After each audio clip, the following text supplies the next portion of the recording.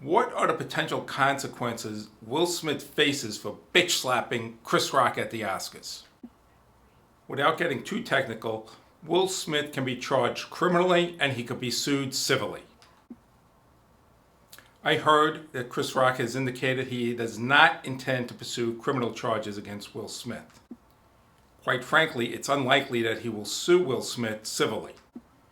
Now, we get civil cases all the time where somebody is assaulted by somebody else. However, these cases are unique and different from a standard personal injury case.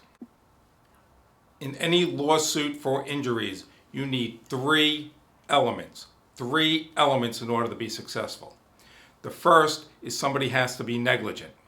The second, there has to be an injury caused by the other person's negligence. And third, you need somebody who has the ability to pay for the injuries caused by someone else's negligence. Usually that's the insurance company. What makes an assault case unique are two things. In addition to negligence, there is also an intentional element to bring in the claim. So if you were watching the Oscars or saw a clip of what happened, you'll see Will Smith walked up to the stage and slapped Chris Rock right across the face. It does not appear that that was an accident. So what would happen if Chris Rock sued Will Smith? Will Smith would get a letter from Chris Rock's lawyer.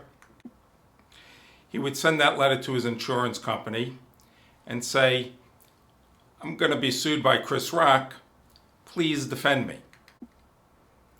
The insurance company would send the letter back to Will Smith and say, "Not so fast. This was an intentional act and it is not covered by your homeowner's insurance."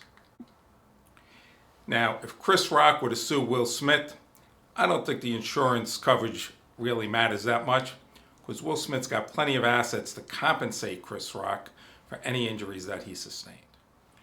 But if you don't have Will Smith money, that's a problem for you and for the person who's suing you. So when we file a claim against somebody for assault, we allege, one, that it was an intentional act, and two, that it was negligence, that the harm or the injury caused was not intended as a result of the act.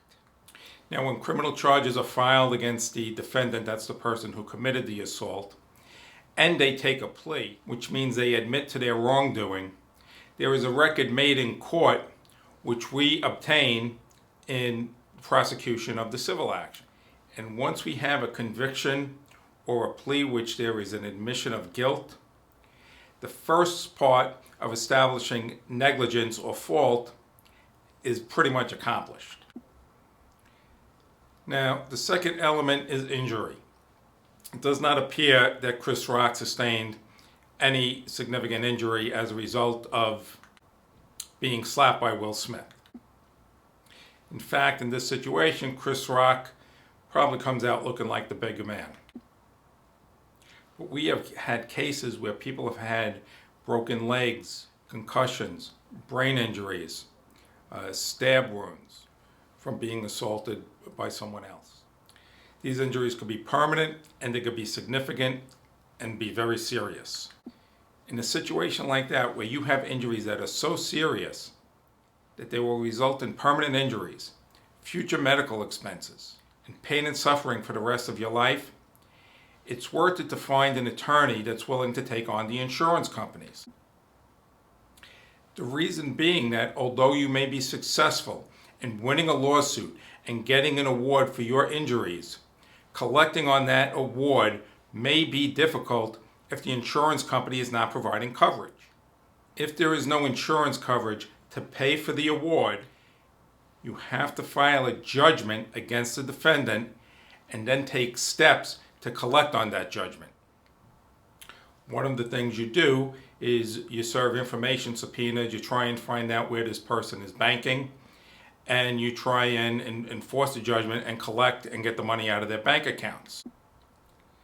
And if you are successful in finding some money, you may not find all of the money. So in New York, you can file a judgment against the person and the big thing that happens is if they go to sell their house, if they own a house, and if they don't own a house, they probably don't have insurance coverage to begin with. So you may be sitting on a judgment that you'll never collect upon. But if they own a house, they will not be able to ever sell that house without paying off the judgment unless they sell to a cash purchaser who doesn't care that there's a judgment against the property. But I would say 99.9% of the time, that person will not be able to sell their house without paying you your judgment. In New York State, judgments are good for 10 years, and then you can renew them for another 10 years. And once you have a judgment, that judgment accrues interest at a rate of 9% per year. So the interest on the judgment accumulates rather rapidly and could be significant. However, most people who are injured do not want to wait until someone sells their house, if they even ever sell their house, to get paid for their injuries that the person caused. Most people need the money now to pay for their medical treatment, to pay for their medication, to pay their household bills. So when we file a claim on behalf of somebody who's been assaulted, we always allege intentional actions and we allege negligence. This at least gives us a fighting chance to get the insurance company to cover the injuries that were caused by the defendant. Another thing we do is we typically will wait until the criminal proceedings are resolved before commencing with the civil action.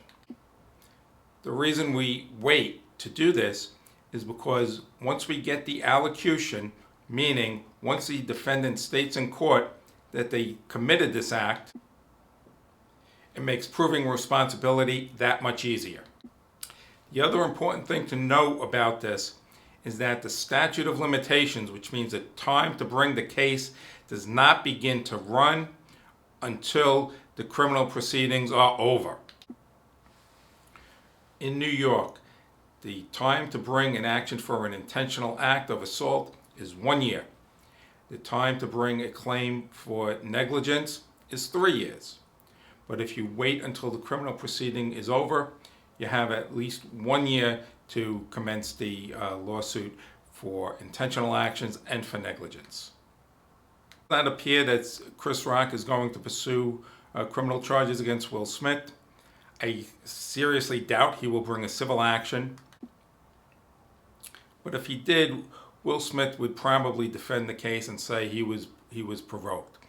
But insulting Will Smith's wife, in my opinion, is not enough. I don't think that is a great defense, especially when you have the videotape of exactly what happened confirming that and showing Will Smith laughing before he went up to slap Chris Rock. Will Smith's wife has a hair loss condition, which maybe Will Smith should not have made fun of. Personally, when I first heard what happened, I was like, it's a joke. Why is Will Smith getting all upset over a joke? And then I heard that his wife actually had a hair loss condition. So maybe the joke wasn't appropriate. Maybe it was. But I don't think that excuses Will Smith's actions. And I think that defense would fail. If you have questions about assault or any other types of personal injury or nursing home neglect, give us a call at 1-855-Rizzuto, R-I-Z-Z-U-T-O. We would be happy to speak with you. We answer questions like this every day. If you found this useful, please check out the other videos on my YouTube channel, and I will see you there.